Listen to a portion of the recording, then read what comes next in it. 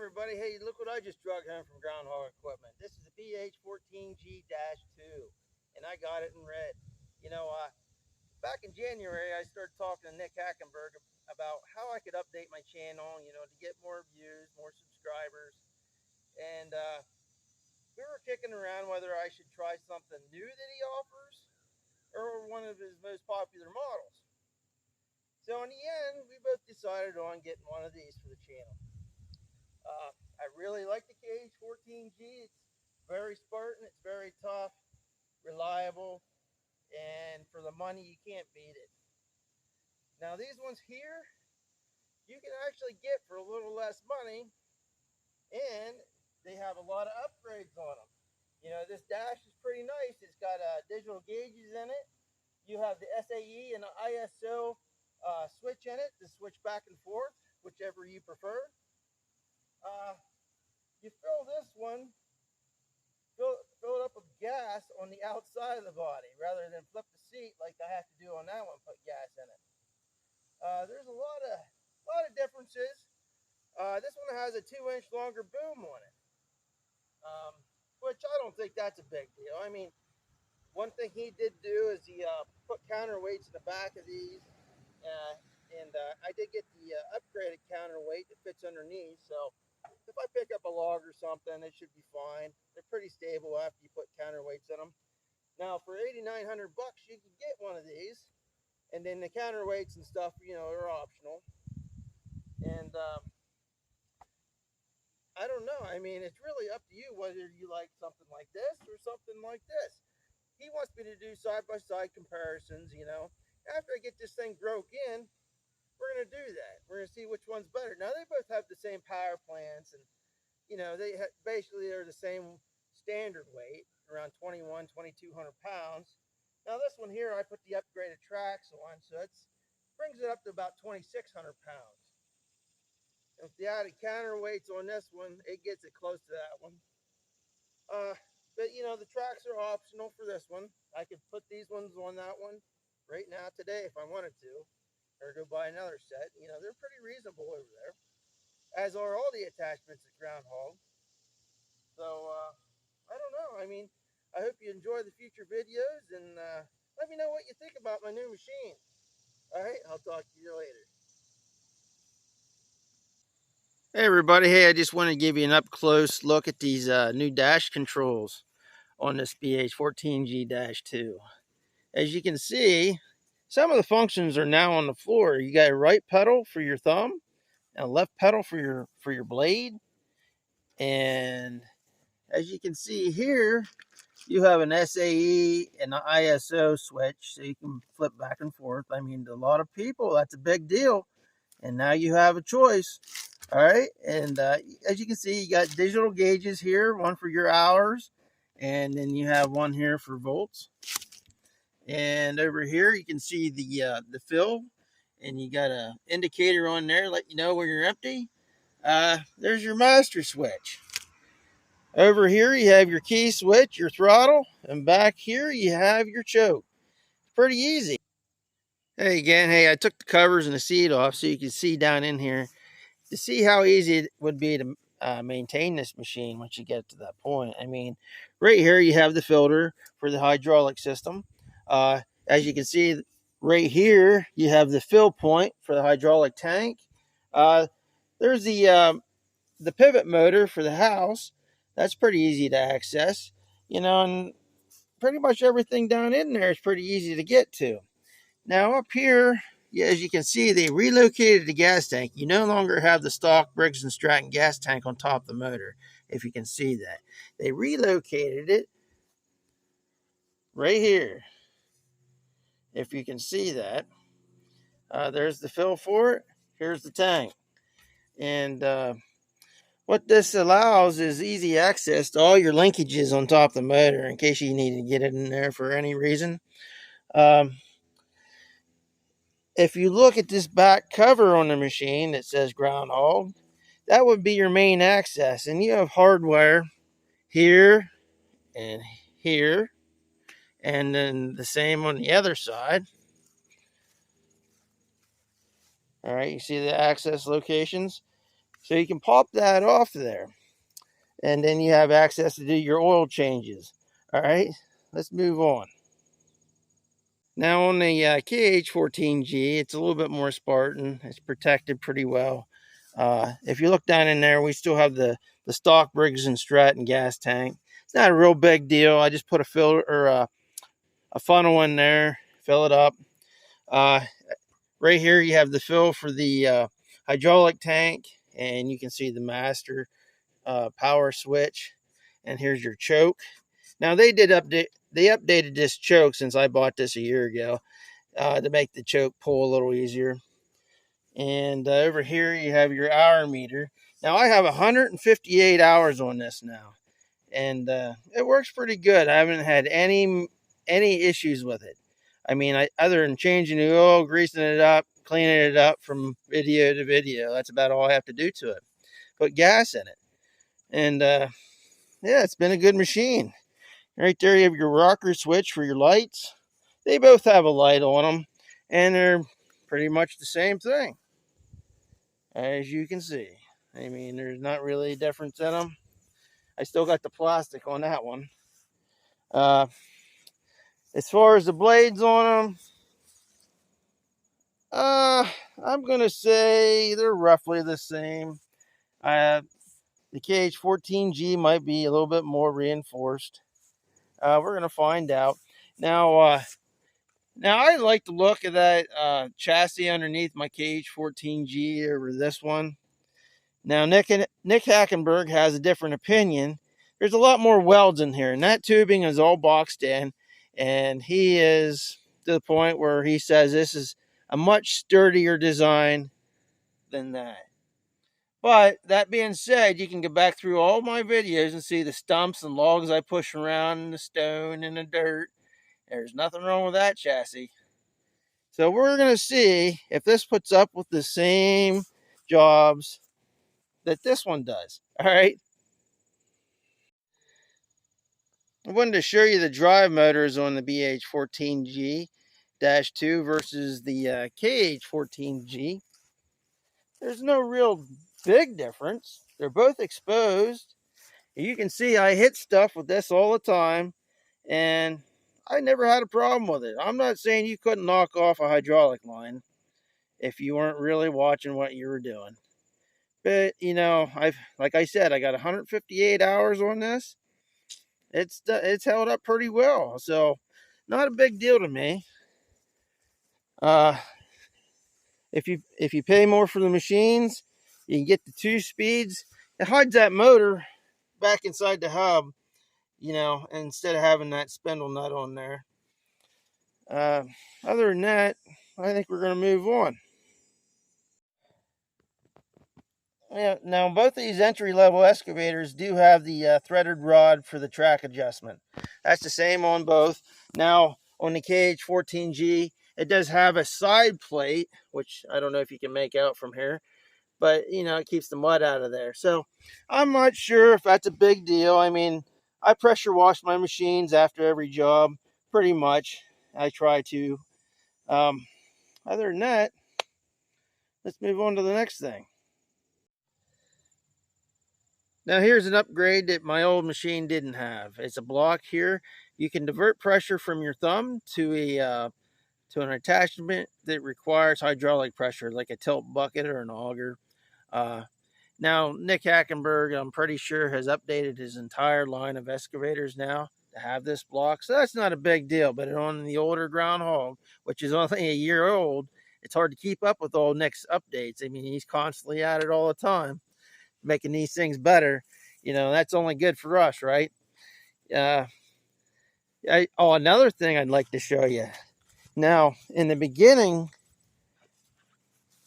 not all of these points on the old machines were greasable, but you can see the grease fittings are everywhere on this machine.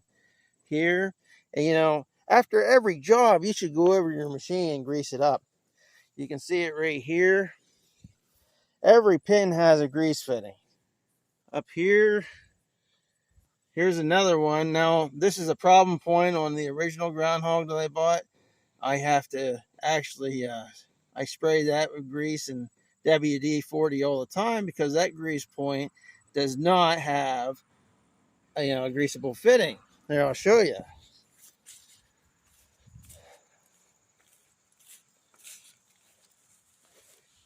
Now I plan on adding a grease fitting to this later on.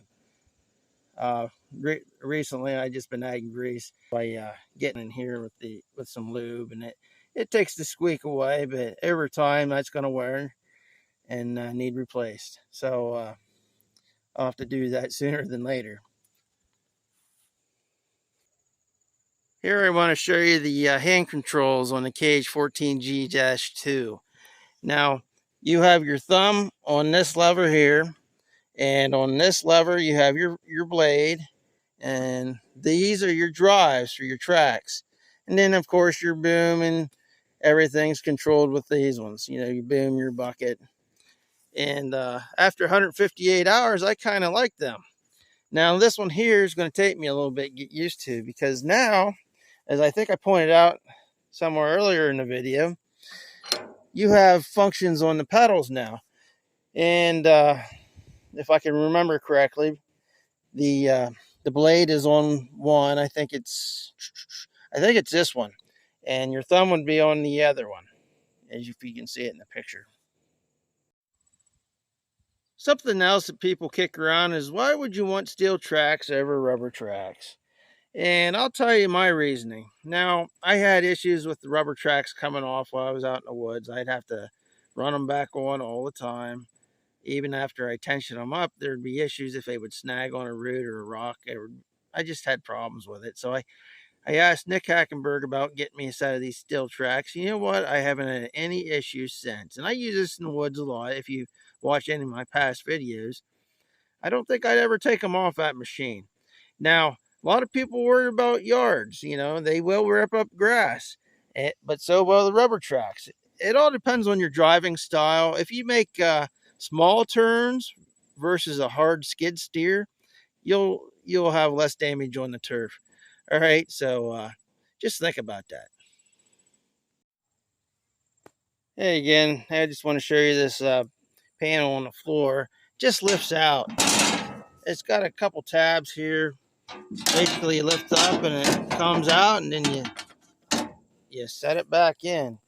Now, with the KH14G, everything's bolted down. So I think, initially I trust the KH14G going up the road. The only thing I take off is this floor mat. That you don't want to see anything blow out of the back of your trailer and hit a car behind you. So probably on this one here, I'm going to figure a way to fasten it down so I don't have to take it out and throw it in a truck. All right, that's just one thing I see. Hey everybody, I just wanted to show you how I put fuel on this thing versus the KH14G. Take that out, set her off to the side. Set your funnel down in there so you don't get it all over your nice new paint. And I don't have much gas today. We're going to do a little digging before I end the video. I just wanted to show you how this is done versus the KH14G.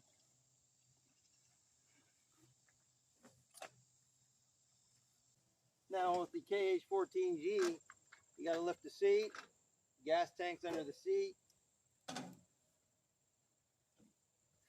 I use a funnel so I don't dump gas all over a hot motor. Usually I let the motor cool down before I put more gas in it.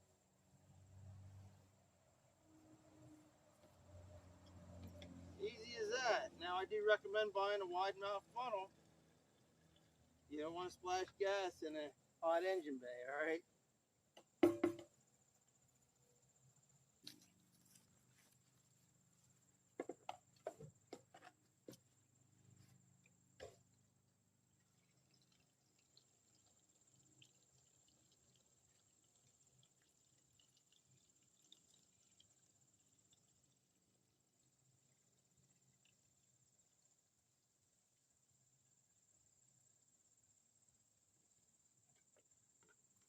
Well, it's not full, but it'll dig dirt.